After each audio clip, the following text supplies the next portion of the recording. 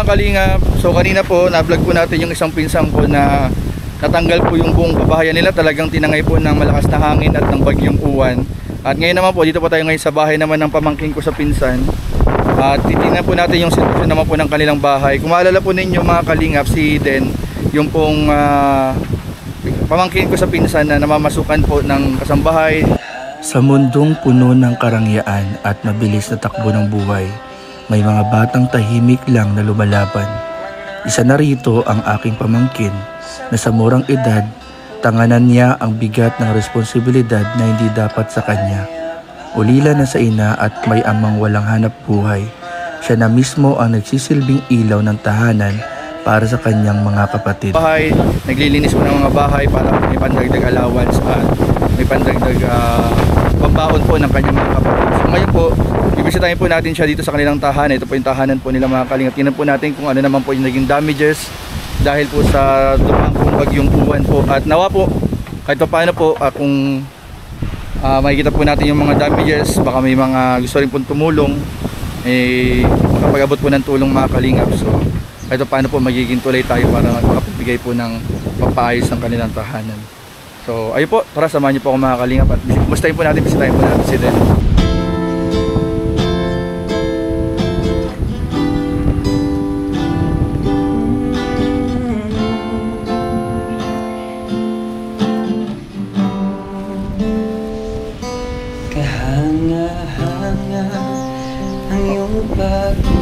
So ayan po mga kalingap at ito po yung bahay nila Den po, ano, kumustahin po natin. Den! Ay, ito po. Ay, sakto po, naglilinis po si Den ngayon ng ano. Uy, kasama niya si Pinang. Kumusta kayo dito nung bagyo Den? Nagdalagyo, grabe po. Ito po yung sitwasyon, ito po yung bahay po nila mga kalingap. Pwedeng masilip yung bubong, parang nabutas yung bubong oh. Pwedeng mapasok yan? Ayan po si Den po. Ayan. Ayun oh, butas oh. So ito po mga kalingap po, talagang pumasok din po sa loob yung ano, tubig tsaka yung mga kalat. Ay, nabutas po yung bubong. Grabe po mga kalingap. Pati po yung ano. Ito po. Ayan po, ano po nila. Ito po yung ano nila, lutuan. Dito po yung lutuan po mga kalingap. So ito po mga kalingap, ito po yung lutuan dito nila din. Ayan po. Ay grabe, walang ano. So ito po yung sitwasyon dito. Sa ngayon kasalukuyan po, naglilinis po sila ngayon. Kapatid niya. Ayan po. Butas na din po, nalipad na rin po yung ano sa taas. Na yung bubong, nabutas po.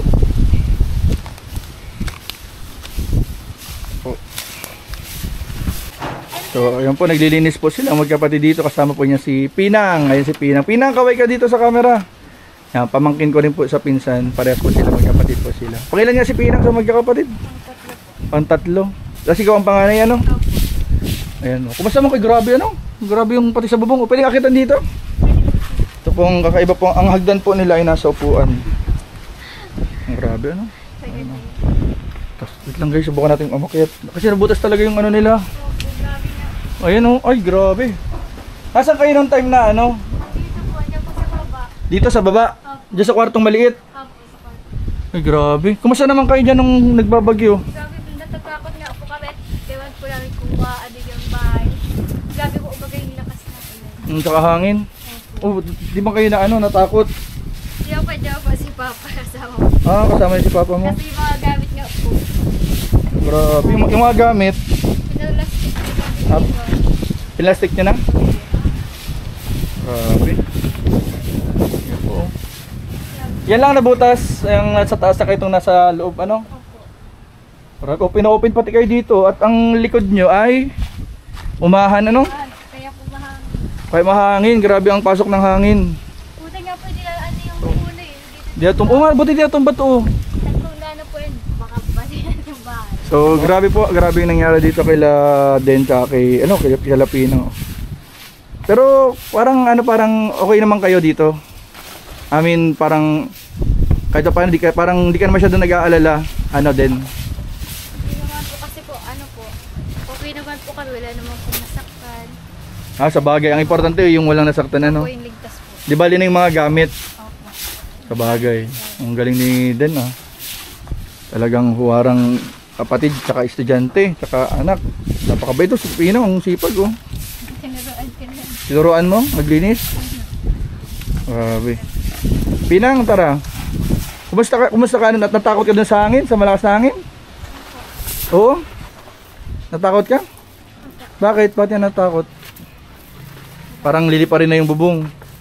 Hindi pa rin. Pero matibay yan, hindi na ano. Kasi yung sa pinsan ko talagang nilipad. Talagang nilipad yung ano. Bubong po ano? Yung bubong talagang nilipad. Yung mga ganun. Buti nga po eh. Nabalitaan mo yun? Grabe yung nangyari ano? Pati yung gamit nila, mga nagkalat. Oo, grabe yun. Buti sa inyo at kahit ganito, barong-barong matibay. Kaya nga po, buti nga po. Oo, hindi ganyan na lang ang nangyari, masyadong oh. Na, ano, yung mga bubong lang. Matibay yung ano, kahit barong-barong ano, quality. Talo pa niya yung ano, flood control. Grabe. So, ayun, ay nga pala, ano sa tingin mo dito? Kumusta na? May grocery, may mga napamili ba kayong ano? Wala po. Wala po. Talagang wala kayong napamiling ano? Wala pong mapapanik bayi. Walang panik. Wala kayong sige, mahana tayo ng ano kahit paano ay dapat pala meron kayo ditong stock ng ano, parang relief goods baga ano? Kahit po kandila, wala. Kahit kandila, di kayo nakaano kandila? Naubos na yung tatlo. Malayo kasi yung bahay ay, kung malapit lang to, nadalang ko kayo agad. Ngayon ko lang kasi pumunta ako kila Joham at yung nangyaring sa bahay nilang natanggal yung bubong. Sabi ko, bisitahin ko rin kaya sila din kasi alam ko yung sitwasyon nyo, ito din ay. Pero po atay, di ba? Oh, yung yero nila sa pagliparan. Oh, talo pa nga. Kay tiklad oh. Anong tawag yan? Tiklad ano? Mas matibay pa lang tiklad sa yero. Grabe. Pero po yung kagabi. pero ang importante, safe kayo. Opo. Walang nasaktan. Grabe, napakasipag. Napapalit. Kanina pa kayo naglilinis? Opo. Sabi oh, Pinang oh. Kaya si Pinang mga kalingap. Ang sipag ni Pinang. Tinutulungan mo si ate mo? Bakit? Walang katulong eh. Ay, walang katulong. Para ano, para mapabilis ang trabaho ano? Nag-aaral ka na Pinang? Apo. Anong grade mo na? Ito po. Ha? 3. Grade 3? Grabe, ang sipag ni Pinang. Nag-aaral ka mabuti. Ha? Ay, very good. Anong gusto mong maging paglaki? Yung teacher po. Teacher? Wow, bakit teacher? Pinang, Maturuan po yung mga bata. maturuan mo yung mga bata? Ay, mangyayari yan kapag mag-aral ka ng mabuti tapos maging mabuting bata, pumutulong kay ate mo. Ayan po.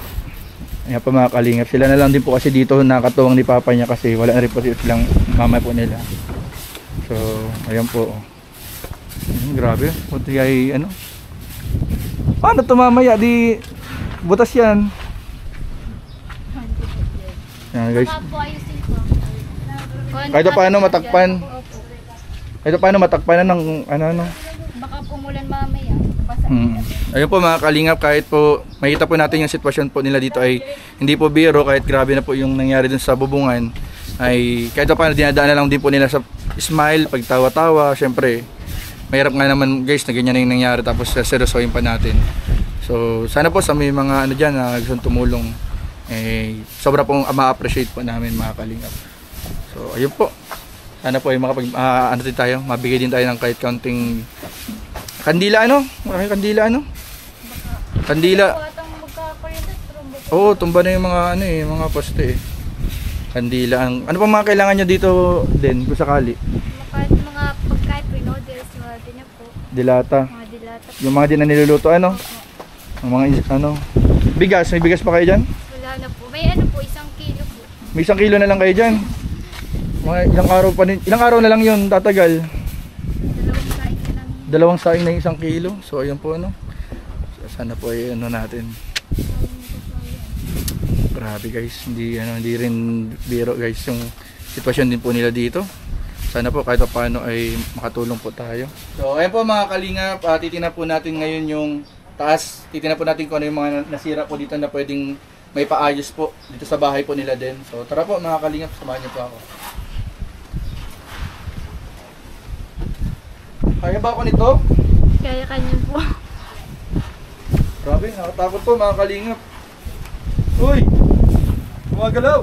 Yun po, pinasok na po natin mga kalingap yung bahay nila din. So ito po, makikita po ninyo dito. Ito po yung kabuuan po ng bahay nila. Maliit lang po mga kalingap. At tingnan po natin dito sa taas kung ano po yung mga naging sira. Tara po. So ito po mga kalingap at nasa taas na po tayo. No? Ipapakita ko po sa inyo yung mga naging sira po dito. So ayan po, ito po yung sira dito. Butas na po yung bubong. So dito po yung ilang mga gamit nila. Ito po yung bintana lang nila. Tapos yung sa kabila, yung pinagsilipan natin kanina, ito po yun. So grabe po mga kalingap. Hindi po biro. Pag-akyat pa lang po. Challenging na po yung pag-akyat dito mga kalingap. Isa po ito sa mga kwarto. Tapos meron din sa baba.